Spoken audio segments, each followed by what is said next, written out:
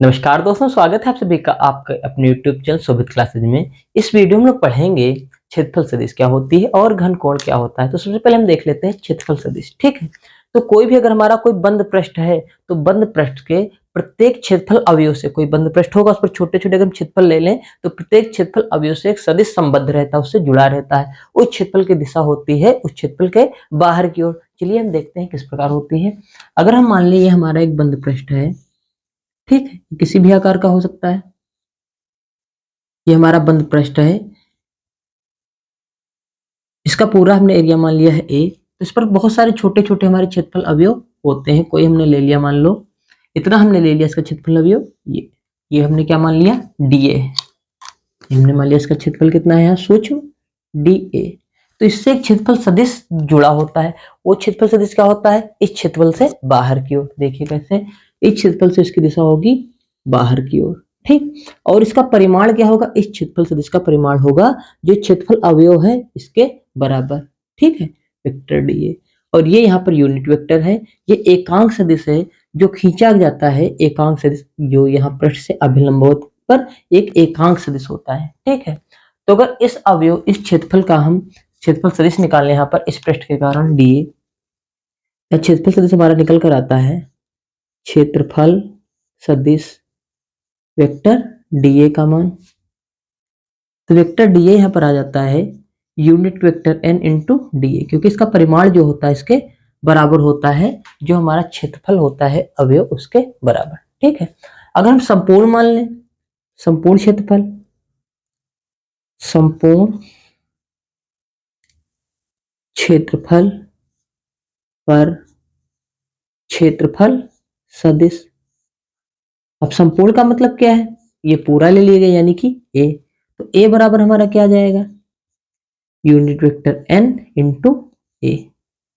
ठीक है, यहाँ पर हमारा जो ये क्षेत्रफल सदिश हमारा है संपूर्ण क्षेत्रफल के कारण, और ये क्या है हमारा परिमाण है क्षेत्रफल का। और वेक्टर एन यहाँ पर क्या है, एकांक सदिश अभिलंब की दिशा में खींचा गया एकांक सदिश, एकांक सदिश। ठीक है, तो इस प्रकार हमारा जो संपूर्ण, जो ये हमारा संपूर्ण बंद पृष्ठ था उस पर जो क्षेत्रफल आएगा सदिश वो आएगा वेक्टर ए बराबर यूनिट वेक्टर इंटू ए।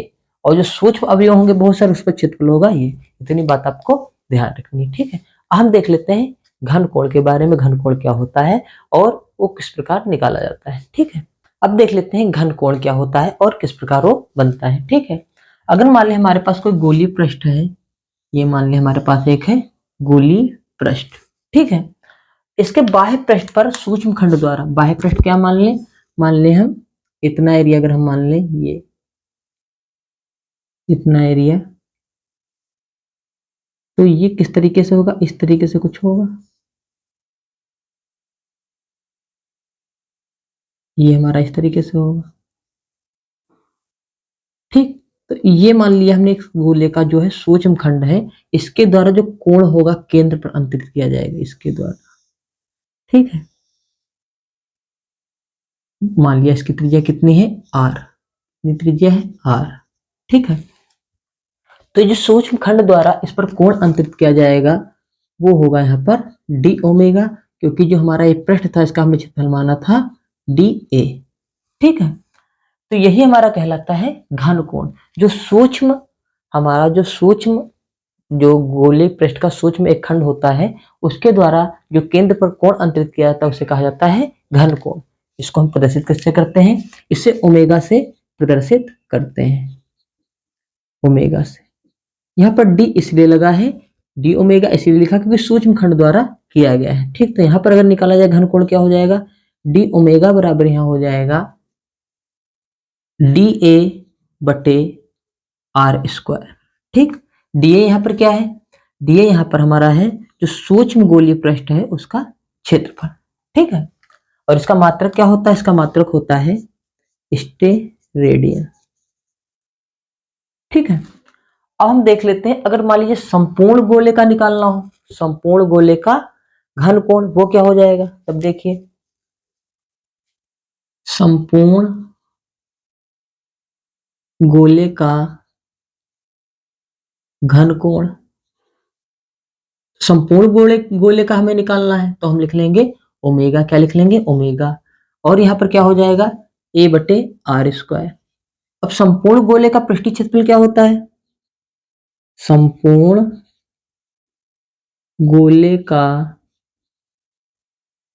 पृष्ठीय क्षेत्रफल क्या होता है 4 पाई आर स्क्वायर, ठीक। इसलिए ओमेगा बराबर कितना आ जाएगा, ओमेगा बराबर यहाँ पर आ जाएगा 4 पाई आर स्क्वायर बटे आर स्क्वायर, तो आर स्क्वायर कट जाएगा, ओमेगा बराबर यहाँ आ जाएगा 4 पाई, ठीक।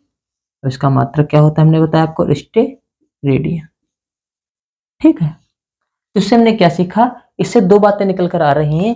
अगर हमारा सूक्ष्म खंड द्वारा निकाला जाएगा ओमेगा यानी कि घन कोण, तो डी ओमेगा बराबर निकल कर आएगा डी ए बटे आर स्क्वायर, ठीक। अगर संपूर्ण के कारण निकाला जाएगा क्या आ जाएगा 4 पाई, कब, जब इसका पृष्ठ क्या है हमारा गोली पृष्ठ है, ठीक। गोली पृष्ठ में हमारा निकाला जाता है घन कोण, मात्रक क्या होता है इसका स्टे रेडियन, ठीक है। तो आप इसको इस प्रकार समझ सकते हैं, ठीक है।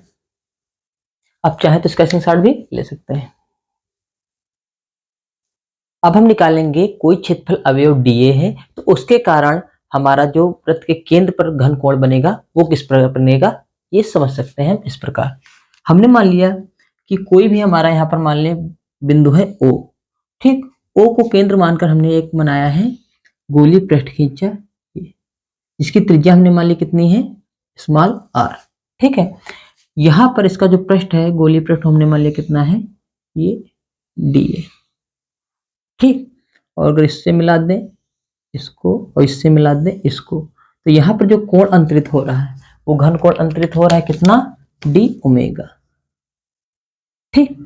लेकिन हमें निकालना है, अभी इसका हम इसको आगे बढ़ा देंगे, तो ये हमने क्या खींच दिया एकांक सदिश, इसकी जो अभिलंबोत दिशा थी उसमें एक एकांक सदिश खींच दिया जो बाहर की तरफ खींचा जाता है।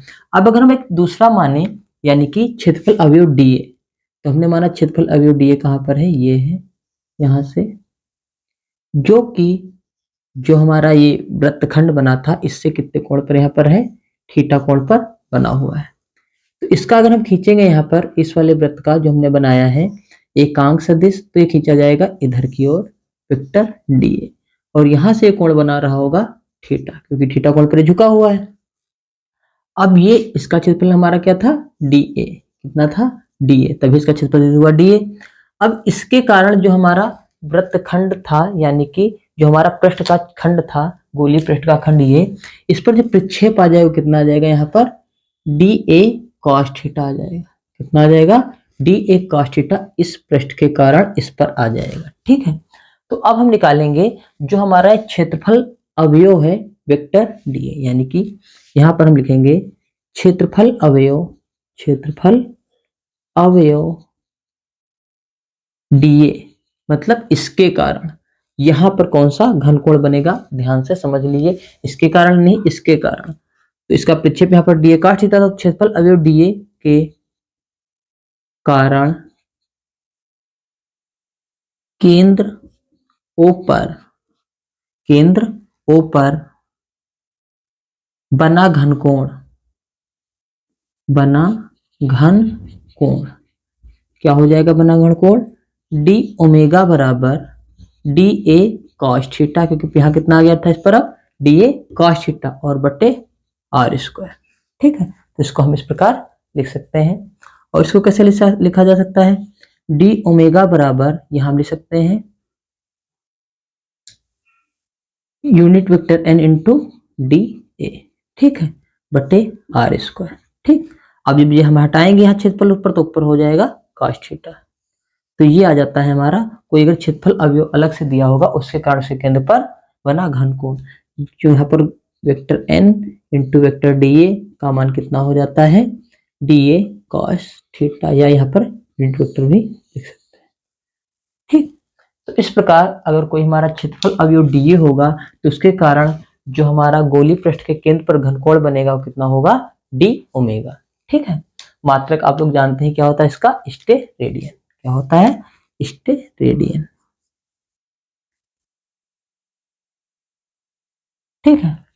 तो आई होप आप लोग को इतनी जानकारी इसमें मिल गई होगी और आप लोग को क्षेत्रफल सदिश और जो आपका घनकोण होता है उसके अलावा अगर कोई क्षेत्रफल अवयव डीए दिया हो उसके कारण जो वृत्त पर कोण बनेगा डी ओमेगा वो क्या होगा ये आप आसानी से समझ सकते हैं। ठीक, अगर आप लोगों को वीडियो अच्छा लगा हो तो वीडियो को लाइक कर दीजिए, चैनल पर पहली बार आए चैनल को सब्सक्राइब कर दीजिए। वीडियो देखने के लिए बहुत बहुत धन्यवाद। Thank you very much.